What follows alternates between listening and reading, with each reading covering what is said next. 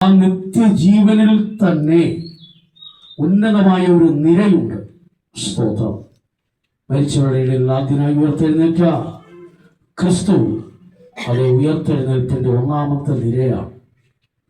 പിന്നെയുള്ളവർ ക്രിസ്തുവിനുള്ളവർ എന്നുള്ളതാണ് വളരെ പ്രാധാന്യം.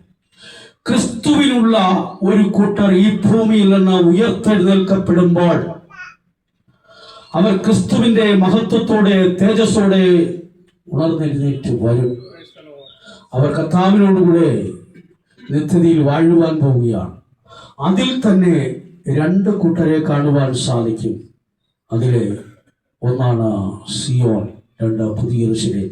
മുൻകാല വിശുദ്ധന്മാർ സിയോന്റെ ഒന്നാം പാർട്ടെന്നും സിയോന്റെ രണ്ടാം പാർട്ടെന്നും പഠിപ്പിച്ചത് ഞാൻ കേട്ടിട്ടുണ്ട്. ദൈവത്തിന് സ്തോത്രം.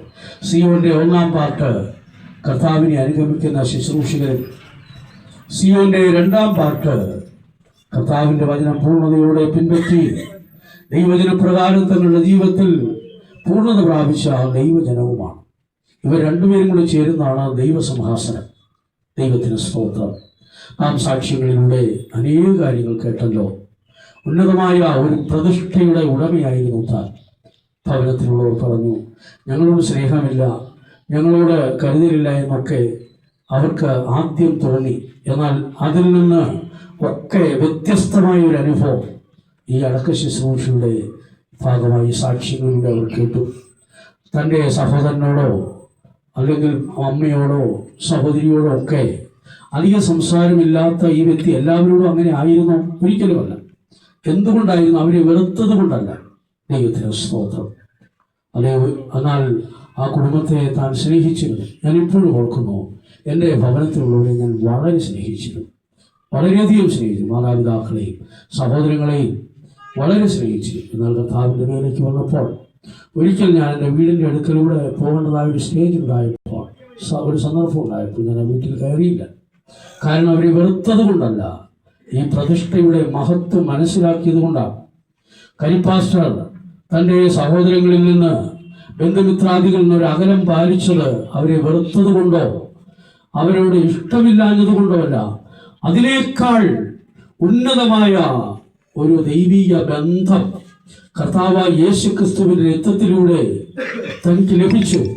തനിക്ക് വേണ്ടി പ്രാണനെ യാഗമാക്കി തീർന്ന ക്രിസ്തുവിന് വേണ്ടി ജീവനെ പൂർണ്ണമായിട്ട് അർപ്പിച്ചു കൊടുത്തു. അത് കഴിഞ്ഞിട്ടേ ഉള്ളായിരുന്നു തനിക്കുള്ളത്.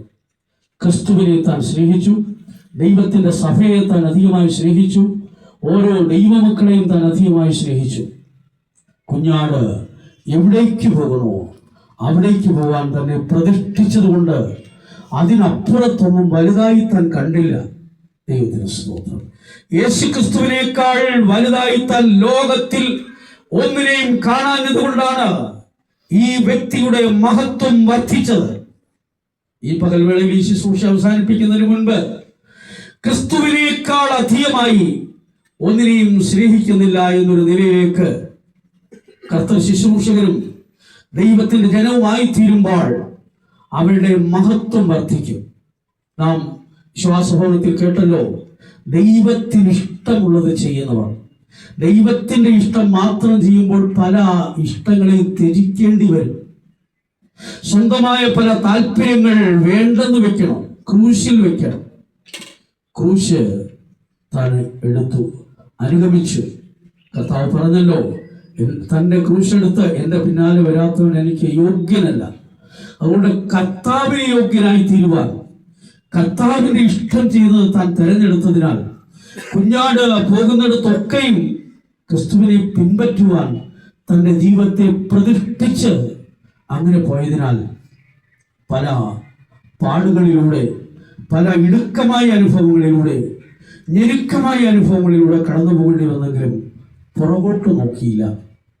പ്രിയ മാതാവ് ഒരു പാട്ട് പാടിയല്ലോ, ദൈവത്തിന് സ്തോത്രം. ഓടുന്നു ഞാൻ.